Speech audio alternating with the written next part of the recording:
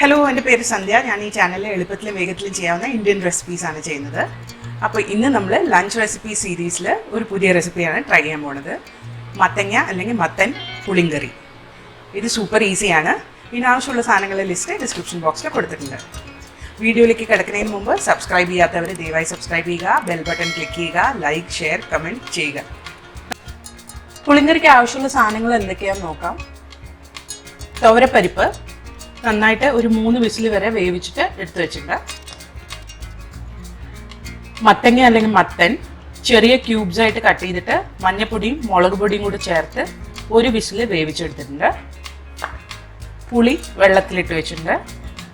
വറുത്തിടാനായിട്ട് കടുക്, ഉലുവ, മുളക്, കരിവേപ്പില, പിന്നെ കുറച്ച് വെളിച്ചെണ്ണ. ഇത്രയും സാധനങ്ങൾ ഈ കറി ഉണ്ടാക്കാൻ ആവശ്യമുള്ളൂ. അപ്പോൾ നമുക്ക് ഇത് ഉണ്ടാക്കി തുടങ്ങാം. അടുപ്പത്ത് ഞാനൊരു സോസ് പാൻ വെച്ചിട്ടുണ്ട്. അതിലേക്ക് നമുക്ക് ഈ പരിപ്പും വേവിച്ച മത്തങ്ങയും കൂടി ചേർക്കാം. അപ്പോൾ ഈ മത്തൻ വേവിച്ച വെള്ളം ബാക്കി ഉണ്ടായിരുന്നത് ഞാൻ ഇതിലേക്ക് തന്നെ ആഡ് ചെയ്തിട്ടുണ്ട്. ഇനി ഇതിലേക്ക് നമുക്ക് കുറച്ച് വെള്ളം ഒഴിക്കാം. അപ്പം നമ്മൾ പുളി വെള്ളത്തിൽ കലക്കി വെച്ചിട്ടുണ്ടായിരുന്നു, അതൊന്ന് അരിച്ച് ഇതിലേക്ക് നമുക്ക് ഒഴിക്കാം.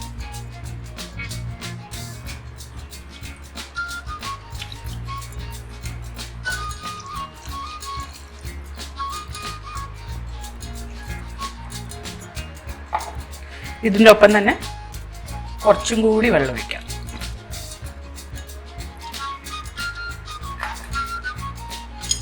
ഇതെല്ലാം കൂടി നന്നായിട്ട് മിക്സ് ചെയ്തിട്ടുണ്ട്. ഇനി ഇതിലേക്ക് നമുക്ക് ആവശ്യത്തിന് ഉപ്പ് ചേർക്കാം.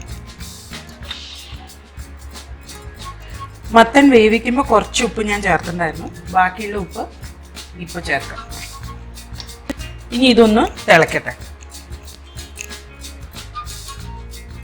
5 മിനിറ്റ് നേരം ഈ പരിപ്പും മത്തനും നന്നായിട്ട് പുളിവെള്ളത്തിൽ തിളച്ച് വന്നിട്ടുണ്ട്. പരിപ്പ് നന്നായിട്ട് മിക്സ് ആയിട്ടുണ്ട്. ഇത് ഉപ്പിൻ്റെ ലെവലൊന്ന് ചെക്ക് ചെയ്തിട്ട് നമുക്കിത് അടുപ്പിൽ നിന്ന് മാറ്റാം. അപ്പോൾ അത് ഞാൻ മാറ്റി വെക്കട്ടെ. ഇനി നമുക്ക് പുളിങ്കറിയിൽ വറുത്തിടണം. അപ്പോൾ അതിനായിട്ട് ഒരു പാൻ ഞാൻ അടുപ്പത്ത് വെച്ചിട്ടുണ്ട്. കുറച്ച് വെളിച്ചെണ്ണ ഒഴിക്കാം.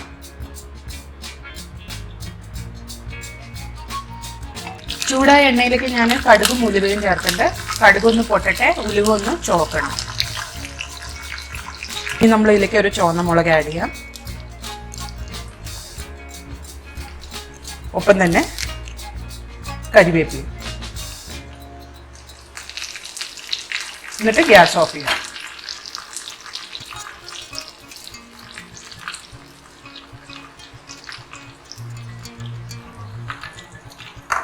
ഇനി നമുക്ക് പുളിങ്കറി തിരിച്ചു ഈ അടുപ്പിലേക്ക് മാറ്റിയിട്ട് ഇതിലേക്ക്